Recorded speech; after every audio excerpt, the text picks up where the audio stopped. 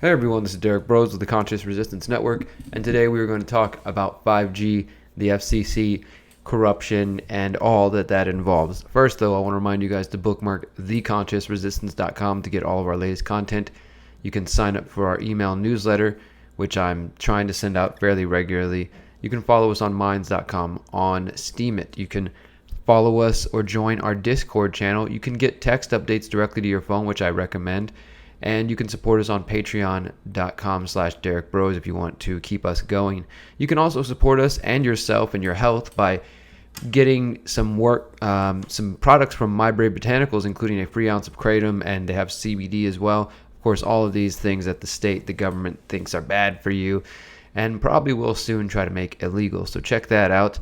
Also, we are doing a crowdfunding campaign all this month. We have 18 days left. So far, with just 6 contributors, we've raised $1,190. So thank you very much to everybody who has supported Anonymous, Sunghoon, and Anonymous. Everybody choosing to be anonymous. Shout out to all you guys, especially whoever donated $500 the other day. Thank you very much.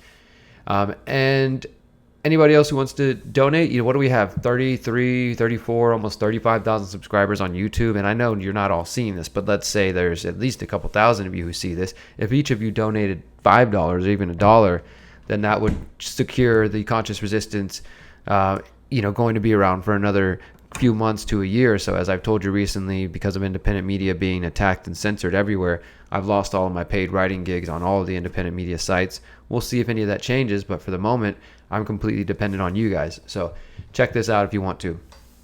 All right, so today we're going to focus on the FCC, of course, the Federal Communications Commission, which is responsible for regulating or allegedly regulating the airwaves, the broadcasting airwaves, including cell phones and, of course, the coming 5G. And this report from Microwave News says after 6 years of study, the FCC has decided not to revise its current safety limits for radio frequency radiation. The rules, which we've talked about before, were adopted in 1996 as part of the Telecommunications Act, are the only ones governing cell phone exposures in the U.S. and will continue to be based only on thermal effects, which means heating. That's the only thing they look at. And for those who've never looked into this or heard about this, the FCC tests this on like a mannequin head, and it only looks at heating. It doesn't look at any other effects of radio frequency radiation. And as we've talked to people before on this channel, like Dr. Martin Paul of Washington State University, he's outlined a number of different ways that concerns are, related to RF radiation that don't specifically involve heating. So they're limiting their scope from the very beginning. And Julius Knapp, the chief of the FCC's Office of Engineering and Technology, says, after a thorough review of the record and consultation with the FDA and other health agencies, we find it appropriate to maintain the existing radio frequency limits, which are among the most stringent in the world for cell phones. Now, you can see this is the FCC's document themselves for immediate release on August 8th, 2019, just a few days ago.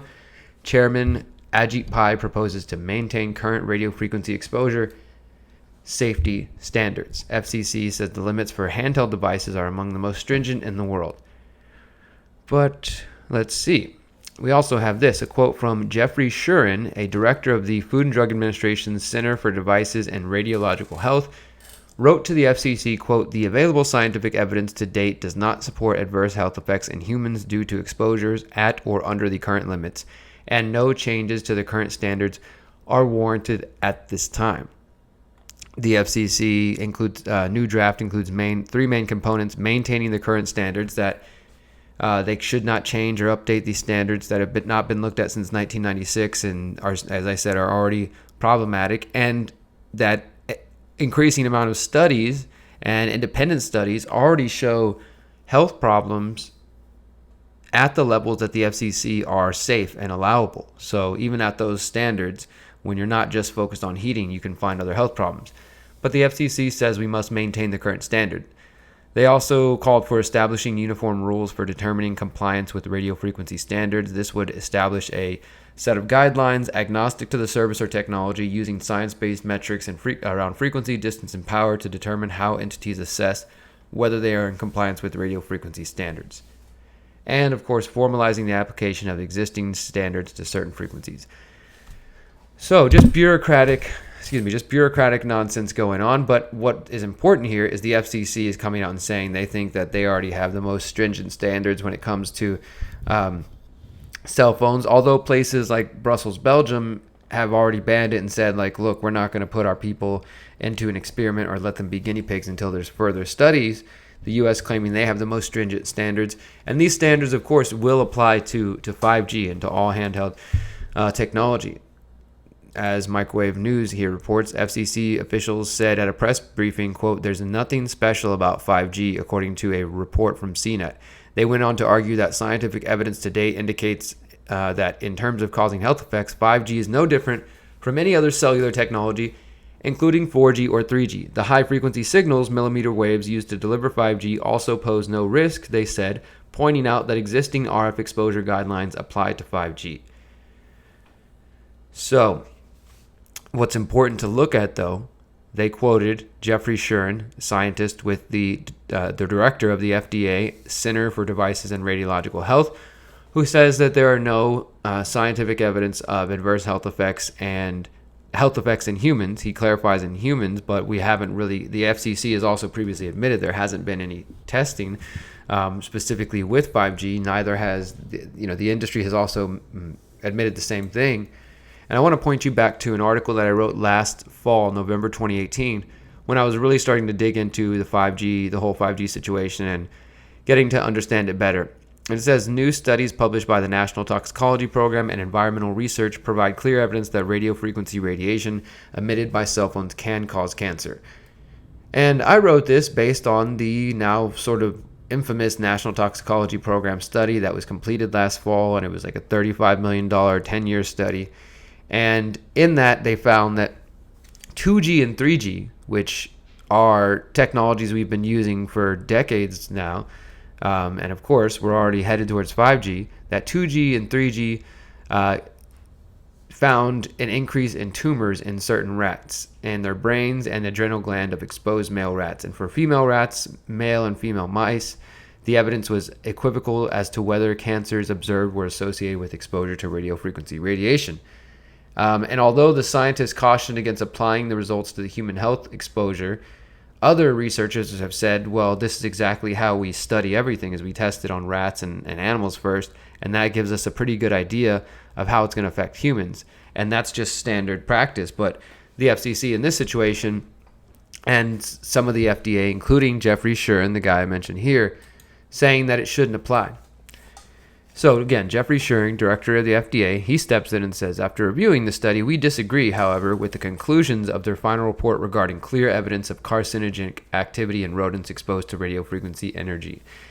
He said Shuren and the FDA were countered. Okay, so hold on one second. Let me slow down. So FDA does not agree with the NTP study. So Jeffrey Shuren, representing the FDA, which here in the new FCC statement also says there's no evidence of harm from cell phones or 5G or anything. When the NTP study came out, and it was a groundbreaking study, as I said, $30 million, 10 years, and they said they conclusively found evidence of carcinogens with rats related to radiofrequency radiation, which is released by cell phones and towers and 5G and Wi-Fi and Bluetooth and all these different things. The final report notes that it represents the consensus of the National Toxicology Program and a panel of external scientific experts. The National Toxicology Program seems to suggest the only way to avoid the health concerns is to avoid using a cell phone. In a health advisory, they recommend those concerned about the potential health risks should, quote, use speaker mode or a headset to place more distance between your head and the cell phone, or, quote, reduce the amount of time spent using your cell phone. So they admit the only way to reduce your risk is to reduce your amount of using it and to stay away from Bluetooth and, use speakerphone and don't put the phone directly to your head. Then Jeffrey Shuren with the FDA steps in and is like, no, hold on. Let's not freak out. Don't worry. He wants to assure the public that everything's okay. Thankfully, though, we have Ronald Melnick, PhD, former senior toxicologist and director of special programs in the Environmental Toxicology Program, who designed the exposure systems which were used in this study. So this guy has some knowledge on this particular topic and this particular study. He says, quote, simply claiming that conclusions about human risk cannot be drawn from animal studies runs counter to standard practices of evaluating human cancer risk by public health agencies, including the EPA, NTP, IARC, and even the FDA itself, which Mr. Shurin, who says everything's safe, works at. He works for the FDA. So Mr. Ronald Melnick, Dr. Ronald Melnick is saying, like, this is the standard practice for all of our agencies, including your own. And he continues, quote, every chemical known to cause cancer in humans is also carcinogenic in animals and when adequately tested. And he says, Dr. Shurin neglects to note that the International Agency for Research on Cancer, a part of the World Health Organization, classified radiofrequency radiation from wireless devices as a possible human carcinogen based largely on findings of increased risks of gliomas and Schwann cell tumors in the brain, near the ears, and humans after long-term use of cell phones. And the article goes deeper, and you can read that if you want. I'll put that in the description. But I just want you guys to know that you're not hearing this in the news. Now, of course, they're talking about Epstein. They're talking about Donald Trump being racist and other things. And some of these are of varying importance. I'm not trying to sit here and say, oh, this is what they're distracting you from. There's just so much going on. And it's easy for even somebody who's a news hound to miss certain pieces of information. So I try to keep an eye on these little bits of story and highlight them for you. And two other things I want to throw your way before we wrap up involve examples of the loss of local power, which is, I think, the bigger picture for 5G. Yes, people are talking about the health concerns. People are talking about the privacy concerns and the end of privacy and surveillance. And yes, all of that is coming. But also another huge part of this whole operation is taking away local power and using the FCC, using state governments and compliant mayors and local city governments to take away every bit of local say in this matter. And I guarantee you, if they do it when it comes to cell phones and 5G, and they can shut us out of our own of the decisions that happen in our own communities, they're going to do it again with other things. And because of that, we're seeing people in places around the country fight and lose against 5G, losing because, I don't know, different tactics are not working. Neighbors fight losing battle against 5G tower right next to Denver home. Despite protests and delay tactics, Verizon exercised its legal right to install a 5G tower in a public easement. Listen to that. Verizon, a corporation, has a legal right to install a 5G tower in a public easement. Public easement being a public right of way. And that public is supposed to mean a representation of the people, you, the public, who are the taxpayers. And Verizon has a right to install it on that area. Do you guys understand what's happening here? This is just more corporatism of that revolving door relationship between government and corporations. And so they just detail this local fight that some activists and community members are out there trying to fight the installation of a 50-foot green pole on the right-of-way, public right-of-way, which is right next to her yard. See, her house is right here. There's her yard. There's a sidewalk, and the pole is right there, right outside of her home. And she's concerned about it, and people are concerned about it too. But it says federal law prohibits local governments from denying tower permits based on health concerns. How many times have I told you guys this? This is why you really won't get very far with the health argument, because they think legally that you don't even have an argument.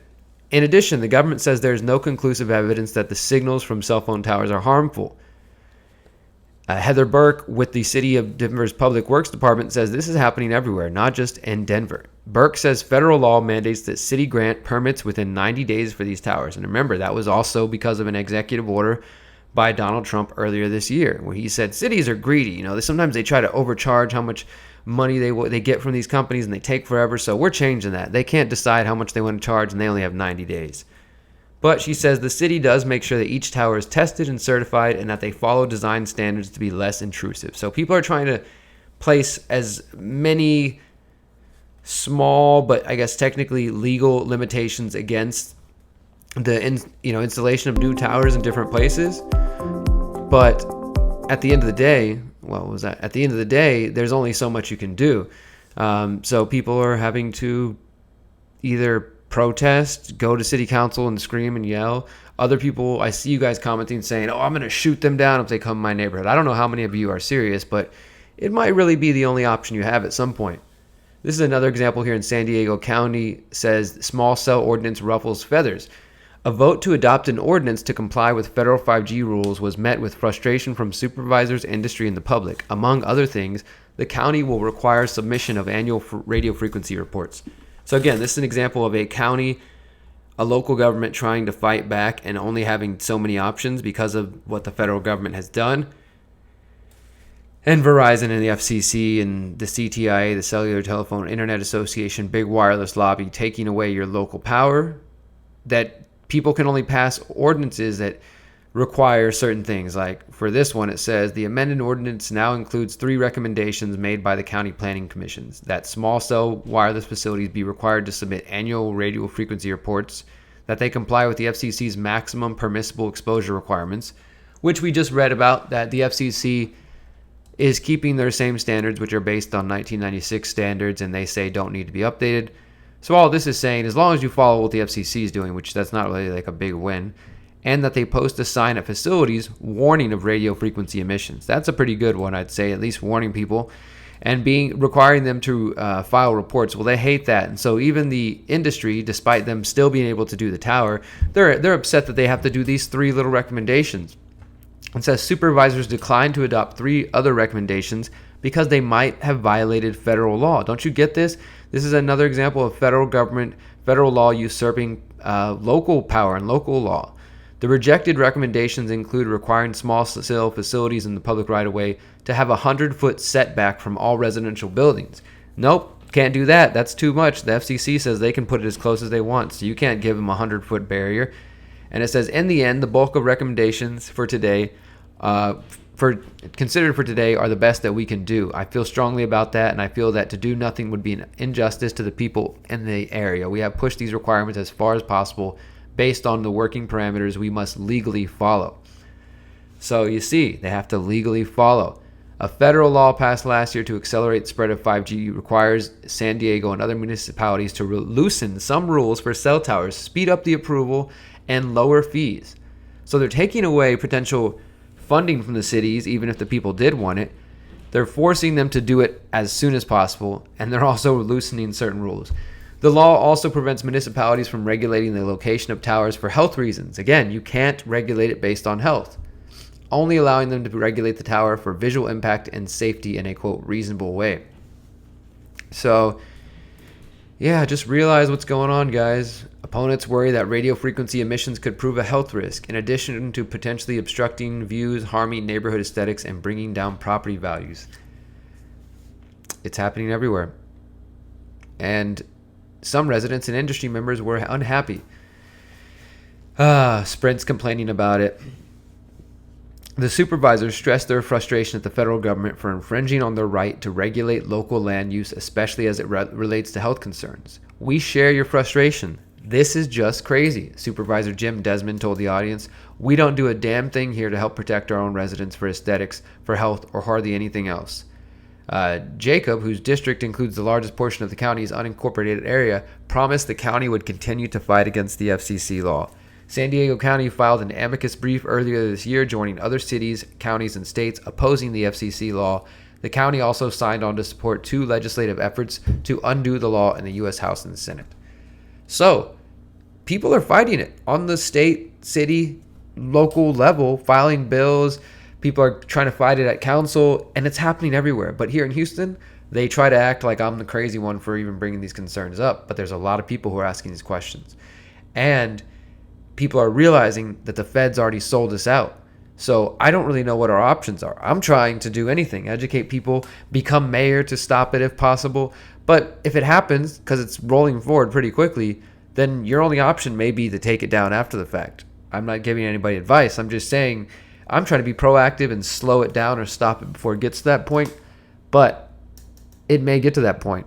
So be aware that you're not being told that there is resistance taking place all around the country. Denver, San Diego, Houston, all over the world, really, people standing up in different ways. Legal battles, activist battles, advocacy, HOA fights, lawsuits, new bills in state legislatures and federal bills, and all kinds of things, information campaigns, documentaries. People are trying to get the information out there, and I'm just doing my part. So I recommend you sharing this information. If you've never heard about the NTP study and you didn't know about Jeffrey Shuren or Dr. Ronald Melnick, then please check out this article. Again, read the FCC's proposal or their kind of admission that they're not going to change their standards after a 6-year assessment. You can read that yourself. And again, if you want to support my efforts to keep doing reports like this, diving deep into Epstein, 5G, to the fight for mandatory vaccinations, the finders, also indigenous struggles, surveillance technology. These are things that I like to cover and that I'm interested in. And there will be more documentaries coming up, a 5G documentary, part 2 of Jeffrey Epstein, and maybe even a continuation of the finders, depending on some of my work right now and seeing if I can get some sources to be willing to speak. And if you want to help me do that, I'm going to need your support. So please consider donating $5, $10, anything to this crowdfunding campaign right here, or make a one-time PayPal donation at the link in the comments below, or sign up for monthly support at patreon.com/Derrick Broze. And until next time, guys, remember, you are powerful, you are beautiful, and you are free. Peace.